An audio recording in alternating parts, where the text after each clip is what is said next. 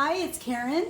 I am making today a difficult, well, it's not difficult, there's just a lot of steps to it, raspberry sponge cake. And I got it from this grandma's German cookbook. I got it at the store. I don't even know if you can get this on Amazon. If you can, I'll put a link to it. Anyway, I am weight-watcherizing this recipe. So, and there's a bit to it. So let me tell you first of all what I'm putting in it. Here's what you need, and this will be in the description as well. You need 4 large eggs. We're going to have 4 tablespoons of hot water, which will be 1/4 of a cup. 5½ ounces or 150 grams of sugar, but I'm using monk fruit sweetener instead. 1 teaspoon of vanilla extract, 2½ ounces or 75 grams of flour. I am using just regular flour. 1 3/4 ounce or 50 grams of cornstarch. Okay, it's here. And 3/4 teaspoon of baking powder. Now, when you do the sugar, the 5½ ounces or 150 grams of sugar, you want to take out 3 teaspoons and set that aside. Okay? So I'm going to whip up these eggs in the 1/4 cup of hot water. I'm going to do that right now, and then we'll add the other ingredients. Now you want to set your oven to 400 degrees. Okay? Well, is it 400? 400 or 350 if it's a convection, but I have a regular oven. And you want to take a pan that's about, I don't know, looks like it's about 9 by 11 inches, and you want to put some wax paper in it. And I sprayed it with a little bit of butter pan. Okay, this is what we're going to bake the cake in. We're making a roll, a raspberry sponge roll, so that's why you're making a flat sponge cake. All right, I'll be back. Okay, I put my eggs in here, and now I'm going to put 1/4 of a cup of hot water. I don't know if it has to be boiling, but it's pretty hot. And then we're going to whisk this. And then we'll add the rest of the ingredients. Okay, so I don't know if you can see this, but it's foamy and thick. So now we're going to add the, just spilled the vanilla. We're going to add a little bit of the sugar gradually, and then we're going to add the vanilla. So I'll do that while on camera.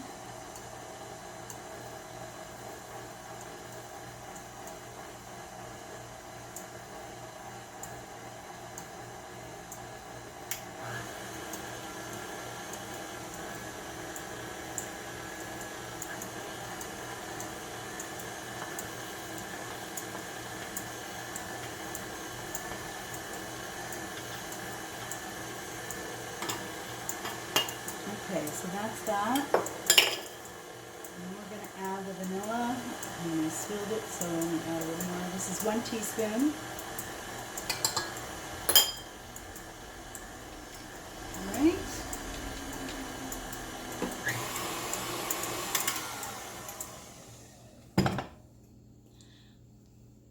Okay, so after you put in the sugar and the vanilla, you want to beat it for 2 more minutes. All right, then when you're done with that, you're going to want to combine the flour. So I'm just going to put it in here. The cornstarch and the baking powder. And what we're going to do is we're going to sift it over this. So I'm just going to put this in here.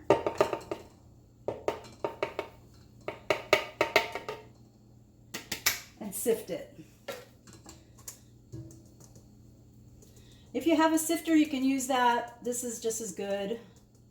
So after I'm done with that, I will be back. Okay, after you've put the flour, cornstarch, and the baking powder in, you gently want to fold that in. And then you're going to pour it in your lined baking sheet. So I just want to make sure it's all incorporated. If you set out all your ingredients and you do this just one step at a time, it won't seem like so much to do. Now, I've made this cake many times, but I made it weight watcherized. So I'm kind of curious to see how it's going to turn out. And I'm taking a big chance because I'm making this on Easter Sunday, so I hope it works. Okay, it's all folded in there. You've had your oven on 400, so it's been preheating. It's really important to have it go into a hot oven. Okay, it looks like it's all in there now, and I'm going to put this in my baking sheet. Okay. There, and I'll get back to you when it's... Okay, you want to make sure you put your oven rack on the bottom rack, and then you put that pan on the bottom rack, and then it says to cook it for 10 to 15 minutes. I put it in for 10. I'll check it, and then we'll see how that's done. While your cake is baking, what we need to do is we need to take 3.5 ounces, but these are 2-ounce bags, so I'm just using 4, of blanched sliced almonds, and I sprayed this pan with some butter pan, and we're going to toast these almonds. So go ahead and put those in.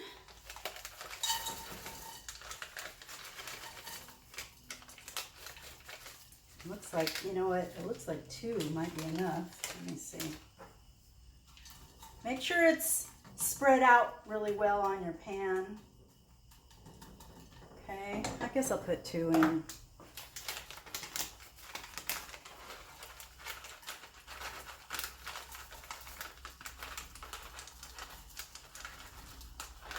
That's 3.5 ounces. That's what the recipe calls for. So you just put your... Got to be really careful because these toast very fast. I put it on high, and then you just wait till it's a little bit brown, and then you want to move them around, make sure they get really good and toasted. And then what I'm going to do is usually you would do this in butter, and so I'm not doing it in butter. I sprayed it with Pam, and then I'm going to put some, I can't believe it's not butter on it. I guess I could put some now. Spray a little bit on it just to give it that little bit of a toasted flavor. Okay, so once you start hearing it, you can move it around. It really takes like, I don't know, a minute or 2, and that's it. But you got to watch it every moment because they will burn. And as soon as you're done, put them in a bowl because they'll keep cooking after you've taken them off the stove. So... Now, what I'm going to do after I'll show you how to roll the cake so that it's, this is a rolled cake, so how to do it without breaking it. Hopefully it'll work. Like I said, I usually use sugar, so hopefully there won't be any problems using the monk fruit sweetener. And I'll show you how to roll it, and then we're going to spread it with the pastry cream that I made yesterday, and I put that in the fridge, and some fat-free Cool Whip and raspberries. So that'll be the next thing. So I'll go ahead and finish toasting these almonds, and then I'll be back. Okay, while your cake is baking, you want to take a clean tea towel and you want to spread it out, and you want to put a tablespoon of sugar or the monk fruit sweetener, Lancanto monk fruit sweetener, and you want to spread that on the tea towel. Okay, I'm going to go check and see if that's done, and if it is, I'll show you how we're going to roll it out. Okay, it's done. It took about, I don't know, 11, 12 minutes, and we're going to go ahead and, here it is. That's what it looks like, and we're going to flip this over. Oops, wrong way.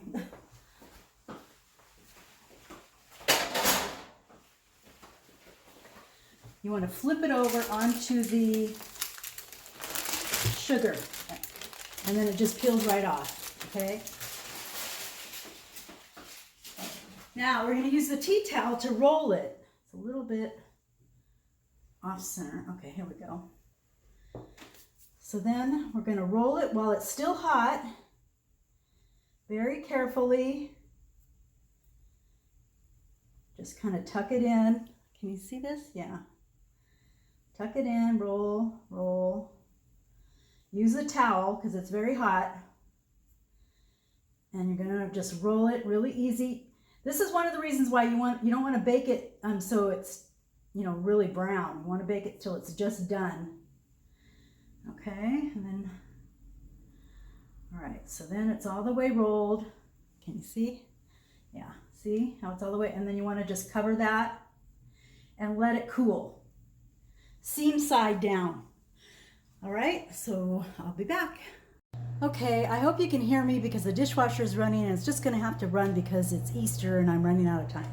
So this is cooled down. So I'm going to show you how we are going to, can you see? Yeah. How we're going to do this. We're going to carefully move it over to the plate and we're going to carefully unroll it. Just ever so slightly because it's still a little warm. Okay. I sure hope this turns out after all this. Okay.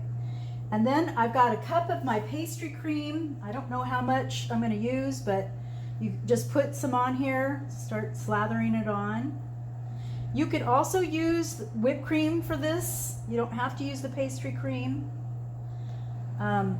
I like the pastry cream. It gives it a little bit more of a depth of flavor. So, and I'll put the video for that in the description. I don't know if we're going to use the whole 1 cup. Okay, so you just slather it on there.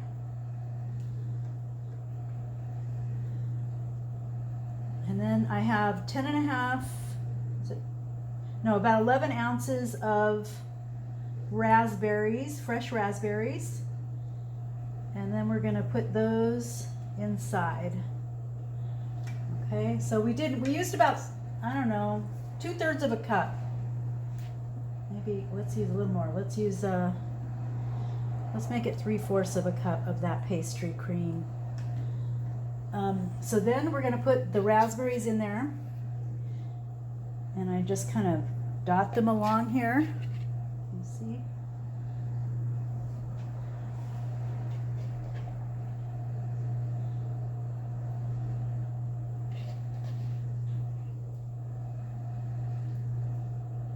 And then I'm going to put a little bit of, about a teaspoon of the monk fruit sugar sweetener stuff. Okay, that's good. You can see it's pretty full. I like to have a bite in everything. Didn't quite use the whole 10 ounces. So, all right, then we're going to put a little bit of about a teaspoon of the monk fruit sugar on top. And then we're going to roll it back up very carefully. Don't roll it up tight, because if you roll it up tight, still, I think I put too much on here, then it's going to all squeeze out the sides. Okay, I'm going to move this so that it's a little bit more, it's still kind of there. I try to put the seam side down, okay? All right, so there you have it all rolled up. Now we're going to use a 1/2 tub of the fat-free Cool Whip, and we're going to put that, lather it all around. So now you could use the Cool Whip instead of the custard inside as well, because I'm only using a 1/2. So you could use the 1/2 inside. I just like the custard, so that's just me. It would be a lot easier. That's 1 step less that you'd have to make, you know, the custard. So we're going to put 1/2 of this in here.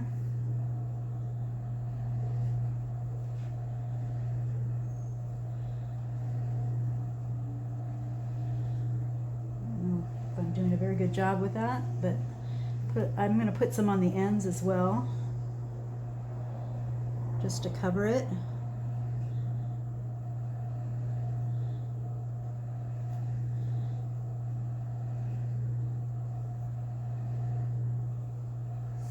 Probably be easier if I had a knife to smooth this over. And then we're going to put your 3.5 ounces of toasted almonds on top of that. Okay, I think that's about right.